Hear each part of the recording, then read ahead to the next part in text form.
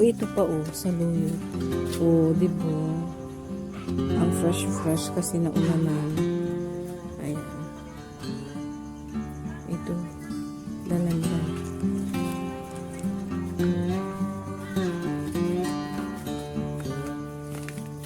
Ito, dangla sa aming mga Ilocano. Lagundi ito, mula ng kapatid ko.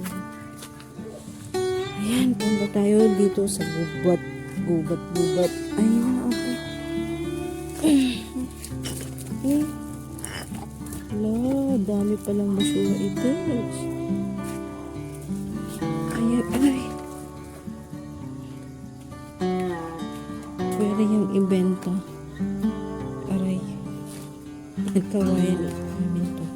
Kawayan ng family kawayan. Tingnan natin kung may labong. Uy, may labong. May labong, may labong. Ayan. May labong siya. At saka may, ano tawag dito? Maraming mga samak at ano. Kaya, hello, baka may ahas. May ihis. May, tawag natin. Maraming tumubo. At saka yan, maganda. Singkamas. Singkamas at mani. Tignan ko lang yung tanim ko dati. Ayan. May labong pala. Mamaya kukunin natin yung labong. Ayan. Yan, tanim ko yan na sama sa mga siniguelas at mahogani. Ayan.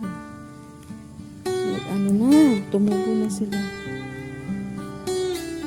Ayan, mamaya kukunin natin yan. Ayan. Labong. Ayan, labong. Kukunin natin yan mamaya. Kung ako kung sino nagtanim yan, hindi ako. Ay, may labong pala dyan. Hindi ko nagkita. Ay, baka may ahas dito. Dine. Ayan.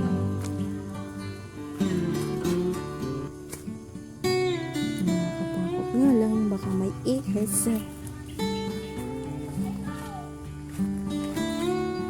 Ayan, may mga dyan. Ay, nakakatakot ng pumunta. Kunin ko sana yung dahon ng ampalaya doon.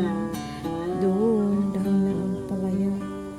Uy, malalaki na yung dami, yung ko, yung tawag dyan. Malalaki na yung samak na tinanim ko. Ayan, tinanim ko yung samak. Iwan ko yung anong tawagan na siya. Ayan, mga pinya ng aming ama. Yan, Hawaiian pineapple. Saka yung itong manggan to, tanim ko yan. Yung cranberry ba yan? Sa hipag ko yan. Ayan, sa hipag ko din yan. May bunga na din, Ayan, may bunga na.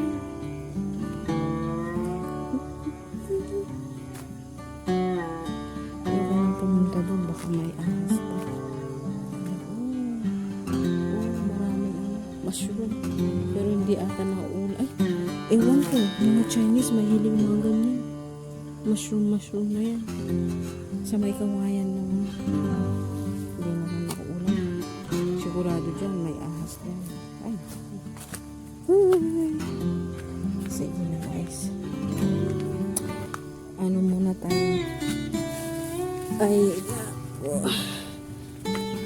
ayan. Mga buti-buti dyan. Pwede pagkakitaan. Yan. Sili namin. Yan.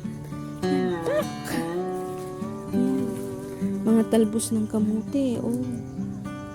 Yan. Mga dalandan. May ano doon. Ano yun? Sumisilip. Ano yun? Nandun. Ayan. Ibig ko ito tinatanggalan kasi gusto ko itong mamungot. Hello! Karding!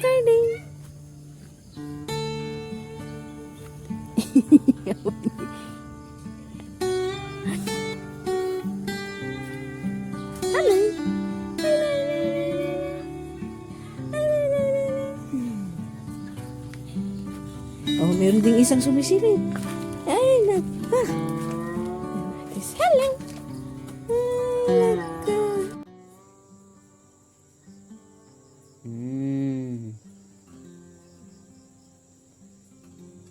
Fresh vegetable.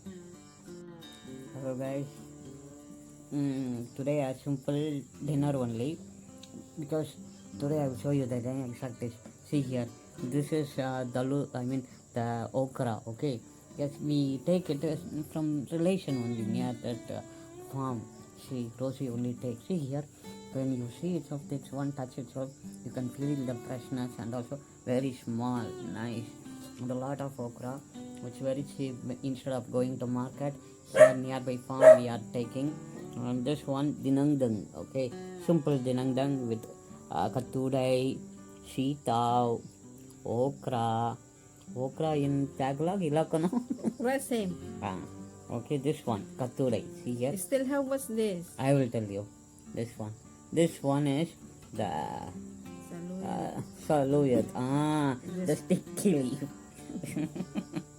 See here? Sometimes I like, but some, if you put, it is like a sticky. If you touch like this, it will come. That one I don't like. It is small fish fry.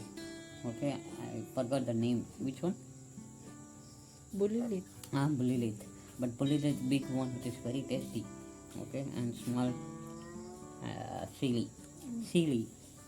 Okay, eat. See here, the chili she already mixed with that one. Very spicy. I know. I can feel it now itself. In the smell itself, you can feel the chili.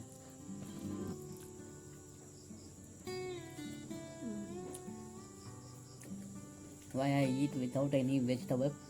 Because the soup itself, she, you know what she will do exactly? She will take Mash. the chili and like this mash with the finger. The seed, everything will go inside and the spiciness will go. Because here they don't use masala, but I prefer masala. But here, so pure one. Okay. Okay. I'll eat the vegetable. Eat the vegetable. To be honest, instead of put in the soup, I like to fry this one. It's nice. I always prefer fry, but here they are doing in boiling. But tasty, nice. Okay, yes. I hope we have to finish the video also, and thank you for watching. And please subscribe our YouTube channel Two Hungry Travelers, and follow and like our Facebook page Two Hungry Travelers, and please comment, share, and also share our YouTube channel Two Hungry Travelers. Okay guys, thank you. God bless everyone. Bye.